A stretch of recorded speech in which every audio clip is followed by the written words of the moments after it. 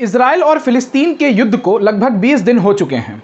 इन 20 दिनों में इजराइल ने ये योजना बना ली थी कि वो गाज़ा पट्टी के शहर में प्रवेश करेगा और साथ ही साथ वहाँ पर हमास के आतंकवादियों के साथ ज़मीनी युद्ध करेगा।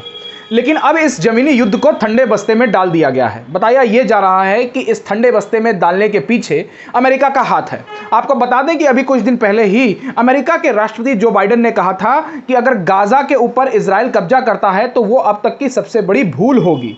इसके बाद धीरे धीरे इजराइल ठंडे बस्ते में इस बात को रखते हुए नजर आया और अभी भी ये उग्र रूप से जिस तरीके से शुरुआती के कुछ दिनों में युद्ध के बोल रहा था कि वो अंदर घुस के मारेगा, ये मारने की क्षमता अभी कम दिखाई दे रही है। हालांकि मानवीय मदद अब दुनिया भर से गाज़ा को मिलनी शुरू हो गई है। भारत किस तरफ खड़ा है, किस तरफ नहीं खड़ा है, ये आप अपने अपने तरीके से सोचिए, लेकिन मैं आज आपको ये बता रहा हूं कि भारत असल में किसकी तरफ खड़ा है। दरअसल जवाहरलाल नेहरू जब प्रधानमंत्री थे तब से लेकर के और अभी तक जब प्रधानमंत्री नरेंद्र मोदी हैं, सभी लोग इस बात की वकालत करते आए हैं, सभी प्रधानमंत्री इस बात की वकालत करते आए हैं कि फिलिस्तीन की जिस जमीन पर इजराइल ने कब्जा किया हुआ है उस जमीन को इजराइल को खाली कर देनी चाहिए। जब युद्ध चालू हुआ था, जब हमास ने 5000 से भी अधिक रॉकेट इजराइल के ऊपर दाग दिए थे, तो उसके बाद प्रधानमंत्री नरेंद्र मोदी ने इजराइल के प्रति संवेदना जताई थी और किसी भी तरीके के आतंकवाद का विरोध किया था। अभी हाल ही में ही इजराइल के एम्बेसडर का यह कहना है कि वो भारत से ये अपेक्षा रखता है कि हमास को एक आतंकवादी संगठन घोषित करेगा। तुर्की के राष्ट्रपति का कहना यह है कि हमास कोई आतंकवादी संगठन नहीं है, बल्कि एक लिबरेशन है जो कि गाज़ा पट्टी में रहते हुए फिलिस्तीनों की नागरिकों की रक्षा कर रहा है, उनके अधिकारियों के लिए लड़ रहा है। बात यहीं खत्म नहीं होती है। प्रधानमंत्री नरेंद्र मोदी जिस दिन पहला ट्वीट करते हैं हमास के हमले के बाद, उनके ट्वीट में लिखा होता है कि किसी भी तरीके के आतंकवादी गतिविधियों का भारत विरोध करता है और दुख की इस घड़ी में इजराइल के साथ भारत खड़ा है। प्रधानमंत्री नरेंद्र मोदी के इसी बयान को आधिकारिक बयान के रूप में देखा जा रहा था, लेकिन फिर कुछ समय के बाद मिनिस्ट्री ऑफ एक्सटर्नल अफेयर्स अपना ऑफिशियली रूप से बयान जारी करती है।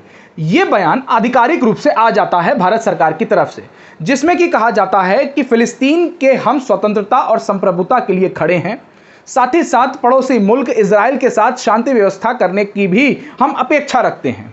ये बात भारत ने आधिकारिक रूप से कही। उसके बाद भारत में इस युद्ध के बाद भारत के नागरिकों में दो धड़ बढ़ गए। एक धड़ था जिसका कहना यह था कि जो फिलिस्तीन को समर्थन दे रहे हैं, जो लोग फिलिस्तीन की वकालत कर रहे हैं, वो साक्षात आतंकवादियों की वकालत कर रहे हैं। अगर वकालत आतंकवादियों की जा रही थी तो प्रधानमंत्री नरेंद्र मोदी अर्थात भारत सरकार फिलिस्तीनों के लिए मदद क्यों भेजती? और अभी 2 दिन पहले ही पहली खेप भेजी गई है फिलिस्तीन के मदद करने के लिए। और साथ ही साथ वहां के प्रधानमंत्री राष्ट्रपति से बात करके ये भी प्रधानमंत्री नरेंद्र मोदी ने कहा है कि आने वाले समय में ऐसी मदद भेजती रहेगी भारत की सरकार। बात यहां खत्म नहीं होती है। दूसरी तरफ इजराइल का भी समर्थन भारत करते हुए दिख रहा है। भारत का कहना यह है कि शांति व्यवस्था लागू होनी चाहिए, कायम होनी चाहिए और बैठ करके इस मसले का हल निकला जाना चाहिए। ये बात बहुत पहले से की जा रही है। जवाहरलाल नेहरू रहे हों, चाहे अटल बिहारी वाजपेयी रहे हों, सभी लोगों ने फिलिस्तीन का वकालत किया था कि हाँ, इजराइल ने फिलिस्तीन की ज़मीन पर कब्जा किया हुआ है। लेकिन भारत के जितने भी अच्छे दोस्त हैं, जैसे कि रूस, वो फिलिस्तीन का समर्थन कर रहे हैं, इजराइल का नहीं कर रहे हैं। कतर जैसे देश जो कि भारत के एक अच्छे मित्र माने जाते हैं, वो सब भी फिलिस्तीन का समर्थन कर रहे हैं। रूस अमेरिका का विरोधी है, अमेरिका रूस का विरोधी है। तो अंतर्राष्ट्रीय लेवल पर इस समय बहुत ही ज़्यादा उथल पुथल मची हुई है। जो लोग अब ये कह रहे थे कि फिलिस्तीन को मदद देना, फिलिस्तीन को समर्थन देना, फिलिस्तीन को साथ खड़े रहना, उसकी बातों को करना, वो आतंकवादियों के समर्थन की बात करना है, तो फिर अब उन लोगों को ये समझ में आ गया होगा कि क्या ये भारत सरकार से ये बात कह सकते हैं, जिस भारत सरकार ने फिलिस्तीन गाज़ा में मारे गए लोगों के लिए मदद भेजी है।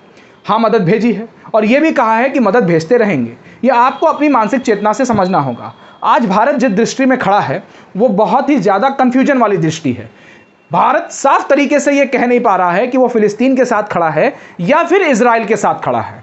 अपने डिप्लोमेटिक वे में, यानी कि अपने कूटनीतिक तरीके से इस बयान को तो जारी कर दिया कि वो फिलिस्तीन की आज़ादी की मांग करता है और पड़ोसी मुल्क इजराइल के साथ शांति की अपेक्षा भी रखता है।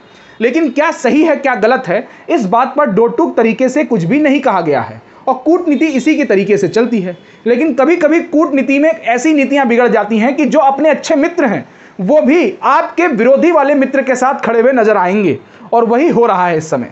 भारत इस समय कहाँ खड़ा रहता है, आप ये खुद अपने तरीके से समझिए। मैंने आपको पूरी बातें बता दी किस तरीके से इजराइल ने फिलिस्तीन के ऊपर कब्जा किया हुआ है, अमेरिका इजराइल के साथ खड़ा है।